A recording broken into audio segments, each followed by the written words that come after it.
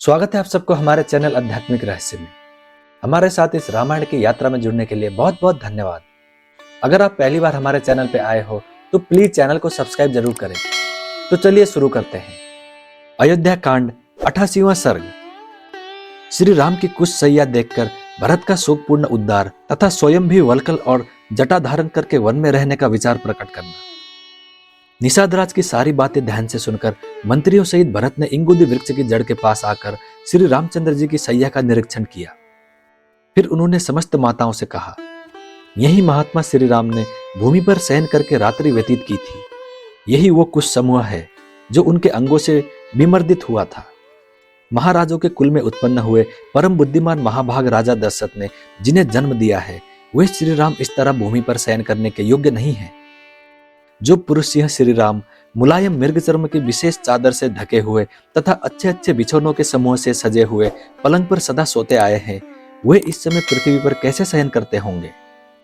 जो सदा विमानाकार प्रसादों के श्रेष्ठ भवनों और अट्टालिकाओं में सोते आए हैं तथा जिनकी फर्श सोने और चांदी की बनी हुई है, जो अच्छे बिछौने से सुशोभित हैं, पुष्प राशि से विभूषित होने के कारण जिनकी विचित्र शोभा होती है, जिनमें चंदन और अगुर की सुगंध फैली रहती है, जो श्वेत बादलों के समान उज्जवल कांति धारण करते हैं, जिनमें सुख समूहों का कलरव होता रहता है, जो शीतल हैं एवं कपूर आदि की सुगंध से व्याप्त होते हैं, जिनकी दीवारों पर सुवर्ण का काम किया गया है तथा जो ऊंचाई में मेरु पर्वत के समान जान पड़ते हैं, ऐसे सर्वोत्तम राजमहलों में जो निवास कर चुके हैं, वे श्री राम वन में पृथ्वी पर कैसे सोते होंगे। जो गीतों और वाद्यों की ध्वनियों से, श्रेष्ठ आभूषणों की झंकारों से तथा मृदंगों के उत्तम शब्दों से सदा जगाए जाते थे, बहुत से वंदीगण समय समय पर जिनकी वंदना करते थे, शुद्ध और मागध अनुरूप गाथाओं और स्तुतियों से जिनको जगाते थे, वे शत्रु संतापी श्री राम अब भूमि पर कैसे शयन करते होंगे। यह बात जगत में विश्वास के योग्य नहीं है। मुझे यह सत्य नहीं प्रतीत होती। मेरा अंतःकरण अवश्य ही मोहित हो रहा है। मुझे तो ऐसा मालूम होता है कि यह कोई स्वप्न है। निश्चय ही काल के समान प्रबल कोई दूसरा देवता नहीं है, जिसके प्रभाव से दशरथनंदन श्री राम को भी इस प्रकार भूमि पर सोना पड़ा। उस काल के ही प्रभाव से विदेहराज की परम सुंदरी पुत्री और महाराज दशरथ की प्यारी पुत्रवधू सीता भी पृथ्वी पर शयन करती है। यही मेरे बड़े भाई की सैया है। यही उन्होंने करवटें बदली थी। इस कठोर वेदी पर उनका शुभ शयन हुआ था, जहां उनके अंगों से कुचला गया सारा तृण अभी तक पड़ा है। जान पड़ता है शुभ लक्षणा सीता सैया पर आभूषण पहने ही सोई थी, क्योंकि यहाँ यत्र तत्र सुवर्ण के कण सटे दिखाई देते हैं। यहाँ उस समय सीता की चादर उलझ गई थी। यह साफ दिखाई दे रही है, क्योंकि यहाँ सटे हुए ये रेशम के तागे चमक रहे हैं। मैं समझता हूं कि पति की सैया कोमल हो या कठोर, साध्वी स्त्रियों के लिए वही सुखदायिनी होती है। तभी तो वो तपस्विनी एवं सुकुमारी बाला सती साध्वी मिथिलेश कुमारी सीता यहाँ दुख का अनुभव नहीं कर रही है। हाय, मैं मर गया, मेरा जीवन व्यर्थ है। मैं बड़ा क्रूर हूं, जिसके कारण सीता सहित श्री राम को अनाथ की भांति ऐसी सैया पर सोना पड़ता है।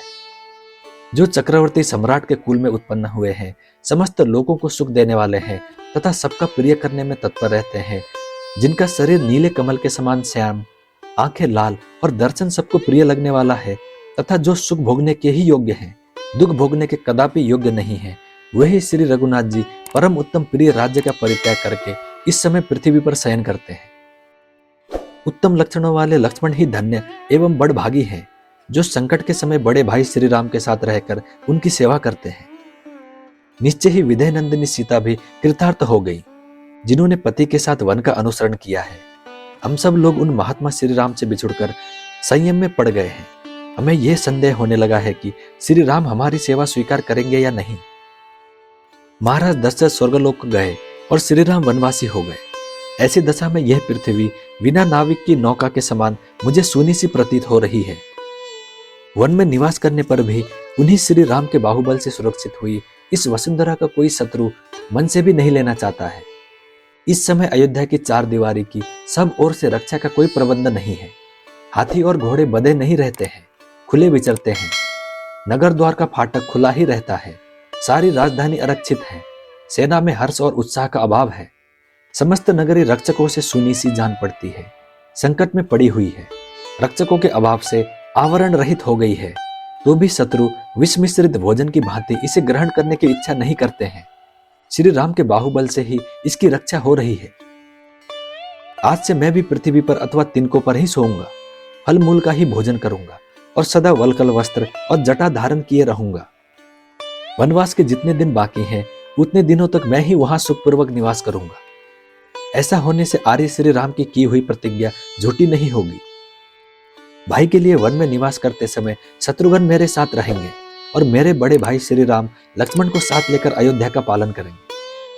अयोध्या में ब्राह्मण लोग ककुस्थ कुलभूषण श्री राम का अभिषेक करेंगे। क्या देवता मेरे इस मनोरथ को सत्य करेंगे? मैं उनके चरणों में मस्तक रखकर उन्हें मनाने की चेष्टा करूंगा। यदि मेरे बहुत कहने पर भी वे लौटने को राजी ना होंगे तो उन वनवासी श्री राम के साथ मैं भी दीर्घकाल तक वहीं निवास करूंगा। वे मेरी अपेक्षा नहीं करेंगे। इस प्रकार श्री वाल्मीकि निर्मित आर्ष रामायण आदि काव्य के अयोध्या कांड में 88वां सर्ग पूरा हुआ।